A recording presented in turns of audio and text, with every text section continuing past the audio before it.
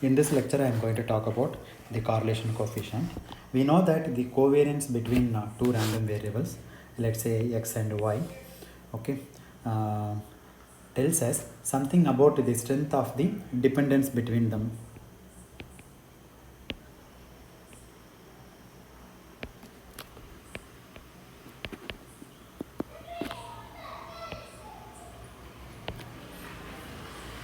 But this is not so convenient conceptually about conceptually because it has wrong units.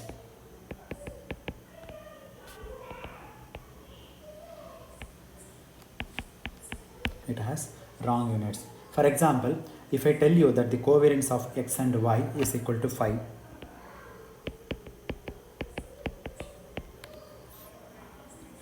and this 5 does not tell us very much about whether x and y are closely related or not. Another difficulty is that if x and y are units in meters, let's say x in meters and y also in meters, then the unit of covariance is in meter squared. Okay, so and this is hard to interpret. So the covariance has a unit of meter squared. So this is a little hard to interpret.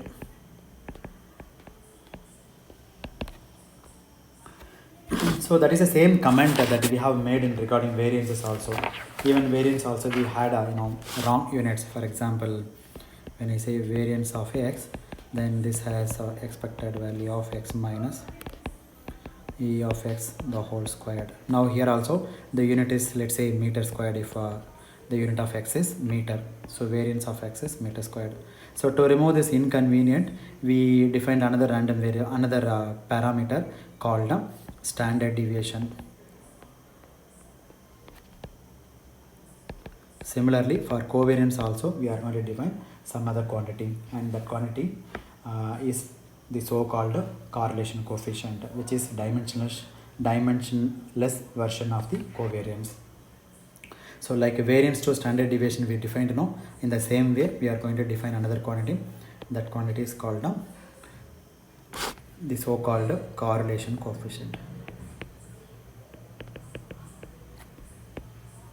So there are two reasons why we are defining this correlation coefficient.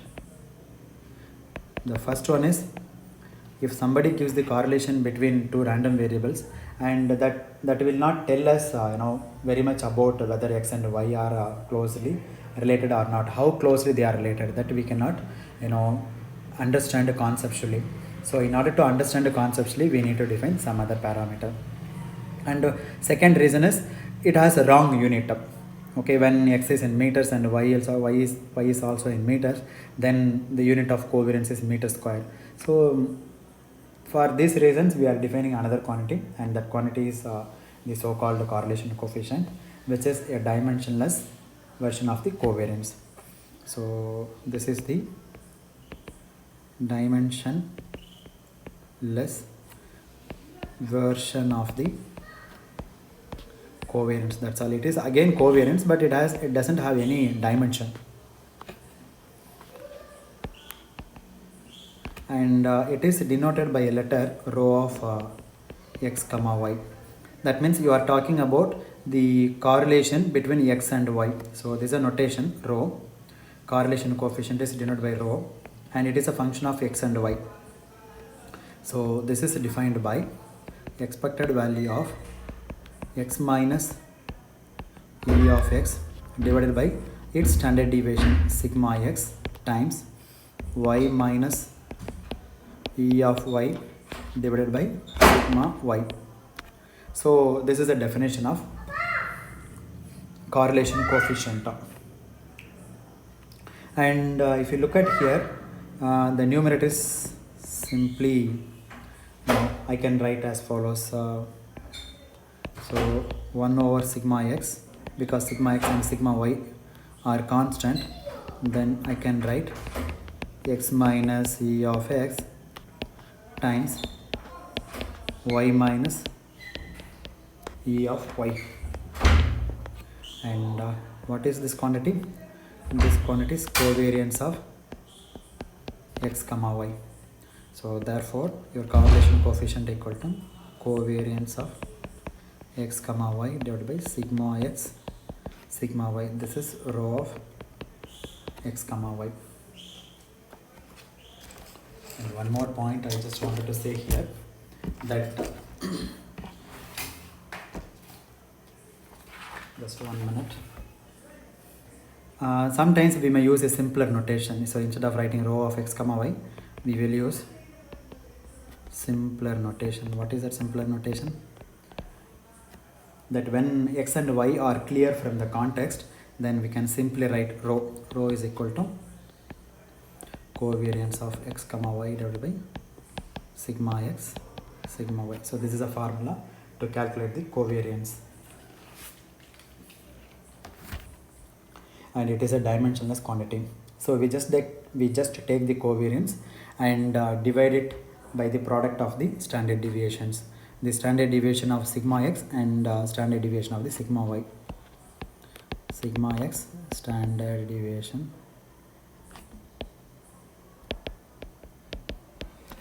of the random variable x, and sigma y the standard deviation of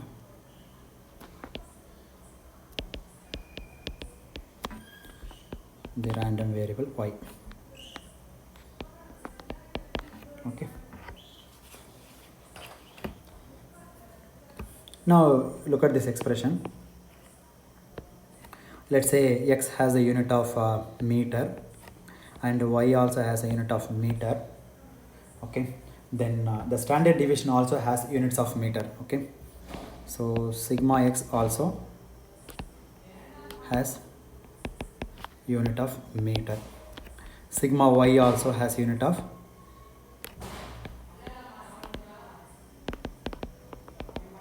meter. Therefore the meter, the unit cancels. So let me write down here again. Rho equal to expected value of x minus e of x divided by sigma x times y minus e of y divided by sigma y. Now if you look at this ratio, the numerator it has a unit of meter, this quantity also the unit of meter, meter and meter will get cancelled. And if you look at this ratio also, this guy has a unit of meter, and this sigma y also has a unit of meter, so meter and meter get cancelled. Therefore finally we can say that this is a dimensionless quantity. So therefore your correlation coefficient is the dimensionless version of the covariance.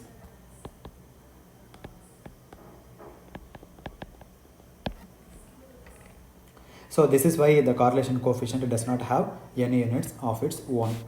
So let me write some remarks about this correlation coefficient. One remark: if you are dealing with a random variable whose standard deviation is equal to 0, suppose one random variable which has standard deviation of 0, then what will happen? We have two random variables. This has a standard deviation sigma x and this has a standard deviation sigma y. Let's say sigma x equal to 0, then what will happen? Sigma y is not equal to 0 in that case. If sigma x equal to 0, what does it mean actually when I say sigma x equal to 0? See, standard sigma x equal to 0 means standard deviation equal to 0. Standard deviation equal to 0. Standard deviation equal to 0 means what? Variance equal to 0, because variance equal to sigma square, variance equal to standard deviation square.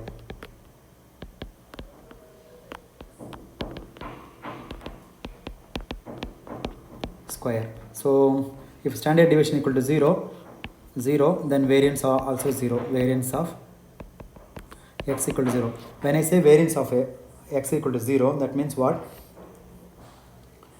Which is identically equal to constant. When you have a random variable which always takes the value which is constant, then you can say the variance is 0. Variance means there is no variation, there is no spreading of the values, therefore it's a constant value. Okay, such a random variables are called degenerate random variables. Degenerate random variables. When variance equal to 0, then you can call that random variable a degenerate random variable. Then the correlation coefficient is not defined. So whenever you have variance of x equal to 0 or degenerate random variable,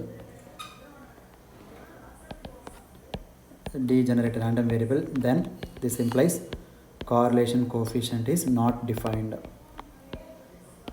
because in the denominator 0 is coming. So anything by 0 is infinity, so correlation cannot be infinity. So I can't say it is infinity, it is not defined. So whenever the variance of either of the variable is 0, then you cannot define the correlation coefficient. So this is very important property, first property. Then the another very important property of the correlation coefficient is the following. The correlation coefficient always lies between +1 and -1. So it takes the maximum value of 1 and the minimum value of -1. Excuse me. So it turns out that the correlation coefficient is always between -1 and +1, and this allows us to judge whether a certain correlation coefficient is big or not. If it is very close to 1, then I can say the correlation is very high. Okay, and if it is very close to 1, then again I can say the correlation is very high in the negative sense. Okay, therefore in the absolute scale we can quantify how big your correlation between the two random variables. And so it does provide a measure of the degree to which two random variables are associated. So therefore this correlation coefficient gives measure of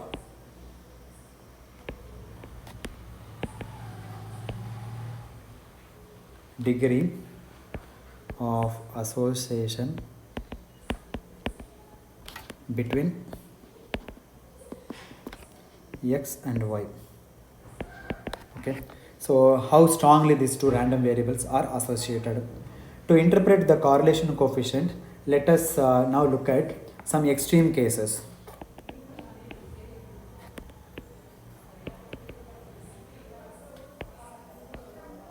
So there are two extreme cases. Let me consider the first extreme case. Suppose that x and y are independent. Then what will happen? X and y are independent. When x and y are independent, then implies that covariance of x and y equal to 0. If covariance of x and y equal to 0, then rho equal to covariance of x and y divided by sigma x and sigma y. The numerator is 0, numerator 0 by some non-zero quantity, it is equal to 0. Okay, therefore your correlation coefficient equal to 0, right? So whenever the random variables are independent, then you'll get a 0 correlation. Therefore the point is independent implies correlation coefficient equal to 0, that is uncorrelated. When I say correlation coefficient equal to 0, then it says uncorrelated.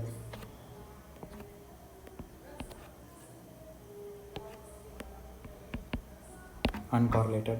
Okay, but the converse is not true.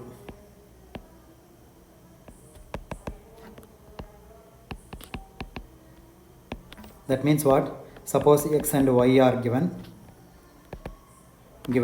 and you find the rho such that it gives 0. Then if rho equal to 0, you cannot say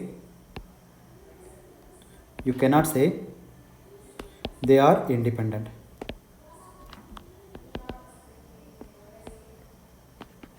Okay, you cannot say they are independent. Okay, the converse is not true, but independent implies uncorrelated, but uncorrelatedness does not imply independent. Okay, so maybe I will work out one example on this. Sometimes there are situations where we have zero covariance, and therefore zero correlation, but yet the two random variables were dependent. Okay, sometimes x and y are dependent, but still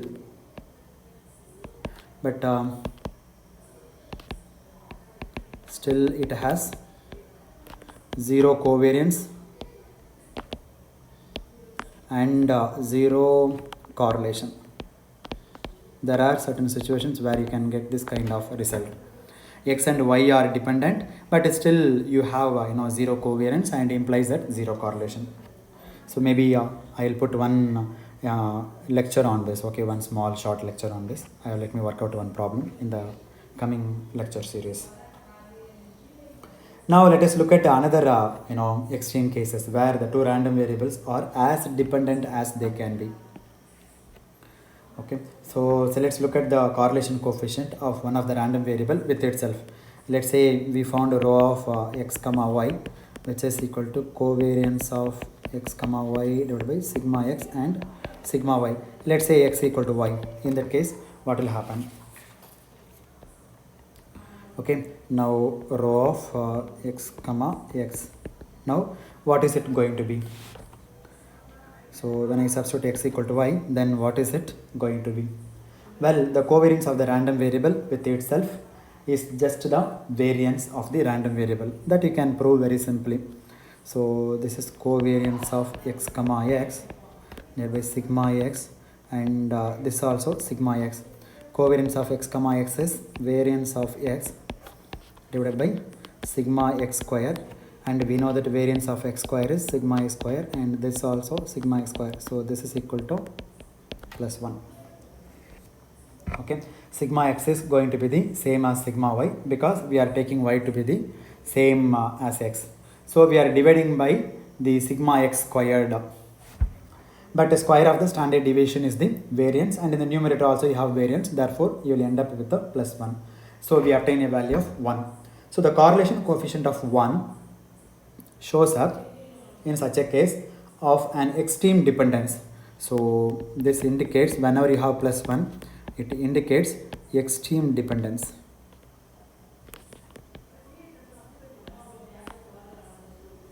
That means if you know one random variable, then you can find the other random variable very easily. So that's what we mean by extreme dependence.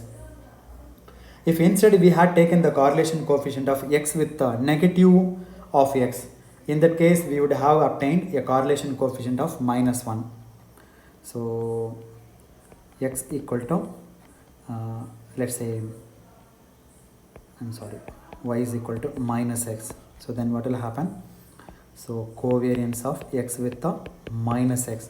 So in that case you will get minus 1. So the correlation is in the negative sense. And this property we will use very much in digital communication. And in that case, whenever we have negative covariance and negative I'm sorry, this is not covariance. I'm really sorry. This is a row of x comma minus x equal to minus 1. I'm sorry. So whenever you have a negative correlation coefficient, then the distance between the two random variables is larger, and in that that type of digital communication system performs better than the positive correlation. Okay, so this is very much useful in digital communication when we are designing the digital demodulators. That we will talk separately in the higher semester. In digital demodulator, this continues more preferable.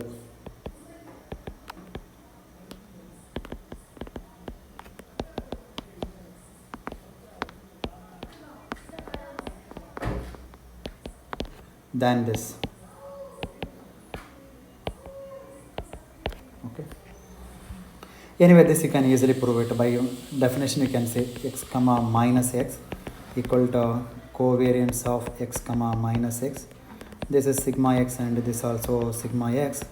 Then if you find out the covariance of x comma minus x, then you will get minus variance of x, and this is sigma x square. So this is minus sigma x square divided by sigma x square, which is minus 1. And this property you can say covariance of x comma minus x equal to expected value of x minus e of x, and multiply minus x times minus e of minus x. This is the formula. So this is going to be expected value of x minus e of x, and you take this minus commonly outside, this minus into minus it become plus, so therefore x minus, or else I'll write down one more step, no problem. Okay, so minus x, this minus e of minus x equal to minus e of x, like this. Okay, the point is e of minus x equal to minus e of x. Now take this minus commonly outside.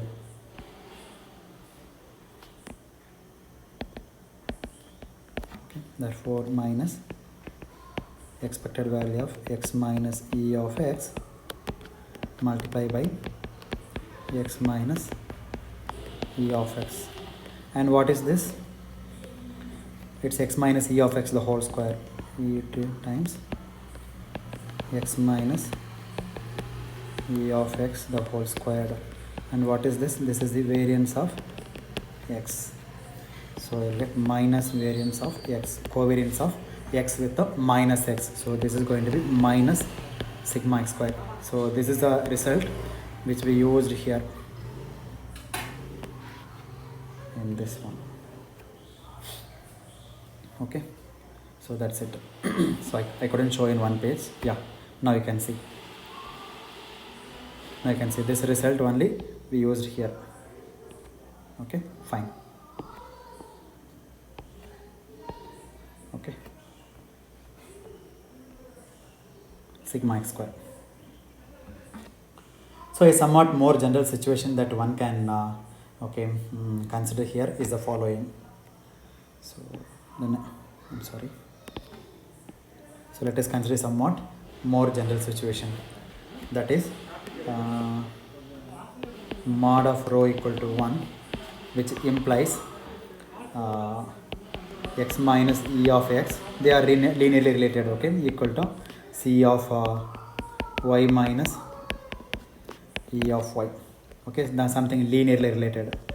So when rho equal to 1, then you can say that the two random variables are linearly related. Let me explain this, how it is, how we can say it is linearly related.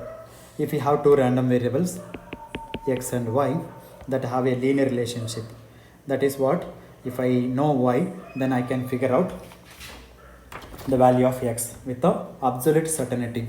Okay, if I know x, then I can figure out y with the absolute certainty.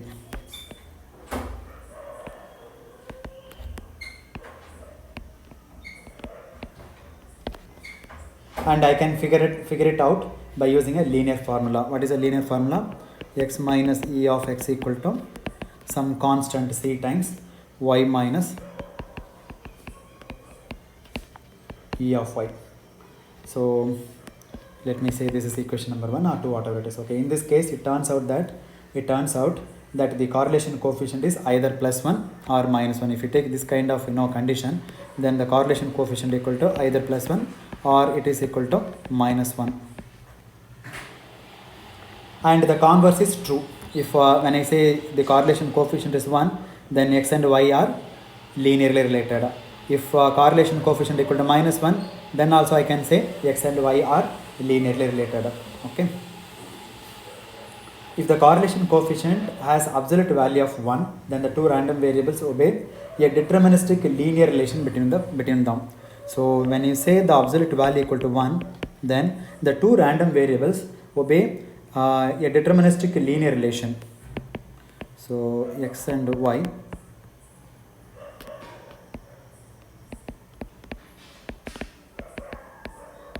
deterministic linear relation.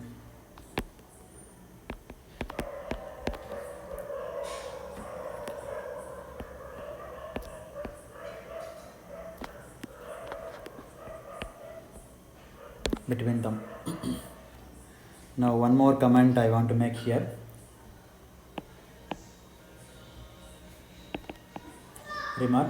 A final remark about the algebraic properties of the correlation coefficient. Okay.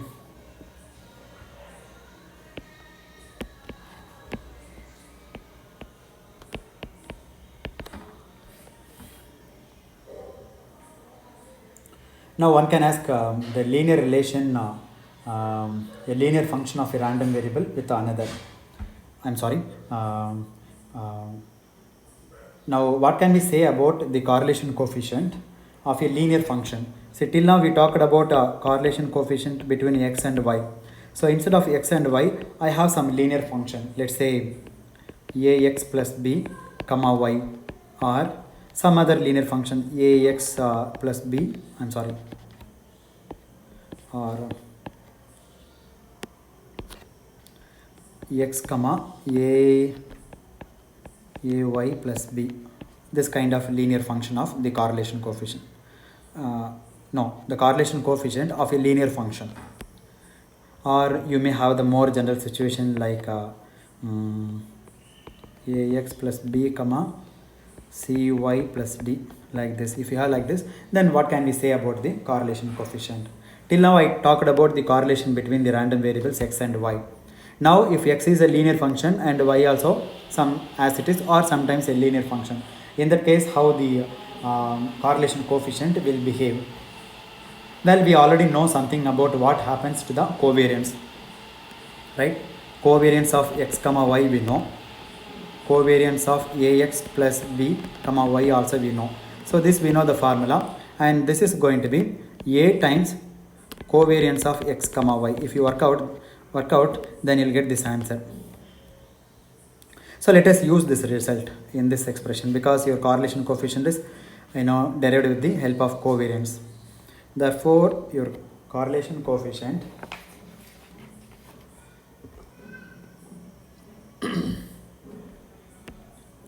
so of ax plus b comma y, which is equal to covariance of ax plus b, sorry,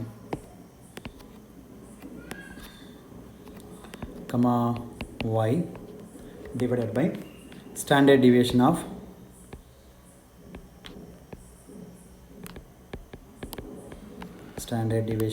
x times, sorry, standard deviation of ax plus b, because the variable is no longer x, it is ax plus b, times standard deviation of y. Okay, now in the numerator we know the result. What is the result?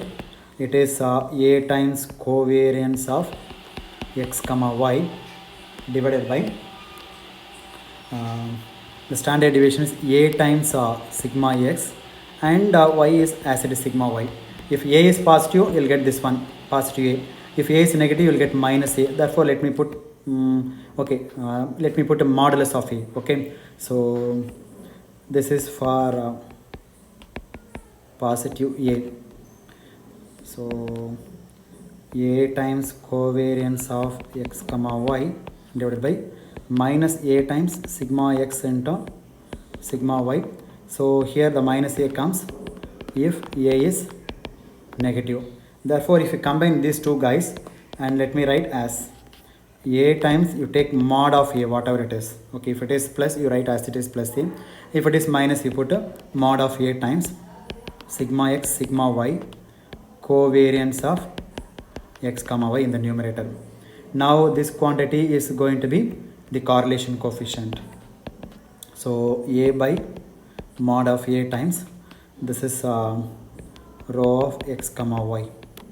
Now this again, this a and this a will get cancelled. So instead of, let me write sine of a, either plus or minus rho of x comma y.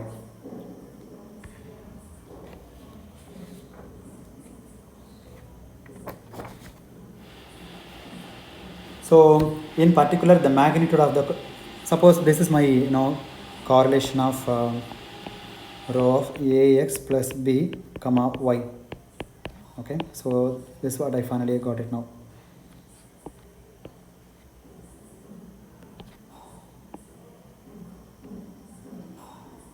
Now correlation between ax plus b comma y equal to sine of a times correlation coefficient of x comma y.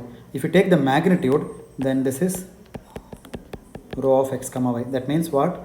The magnitude of ax plus b comma y, the correlation between ax plus b comma y magnitude is the same as the magnitude of these two guys. Okay, therefore the magnitude of the correlation coefficient is not going to change when we replace x by ax plus b. Magnitude of the correlation coefficient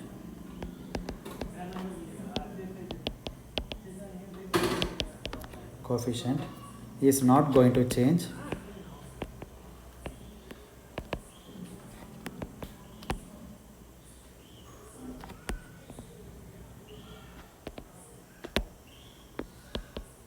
when we replace x by ax plus b. And this essentially means that if you change the units of the random variable x, for example, suppose that you have x was in degrees Celsius.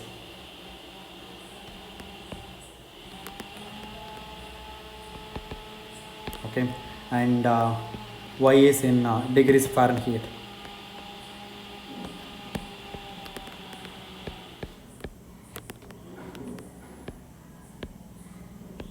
Degrees Fahrenheit. Now you move from Celsius to Fahrenheit or Fahrenheit to Celsius, the correlation coefficient is not going to change. Okay. Therefore, the correlation coefficient of the temperature with the same random variable will not change even if you change the unit. Okay, from degrees Celsius to Fahrenheit.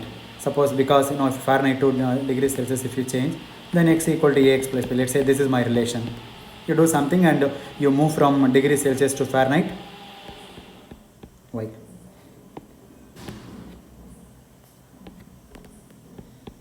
Okay, do something with ax plus b and then you'll get a y. So you are moving one dimension, one unit to another unit. Even if you do that, the correlation coefficient is not going to change. So that's a final comment I want to make in this. So this is a nice property of the correlation coefficient, again which reflects the fact that it is dimensionless. So it does not have any units of its own. So rho, it does not have any units of its own, and it does not depend on what kinds of units we use for each one of the random variables. Okay, so that is a final remark that I would like to point out here. So the summary is,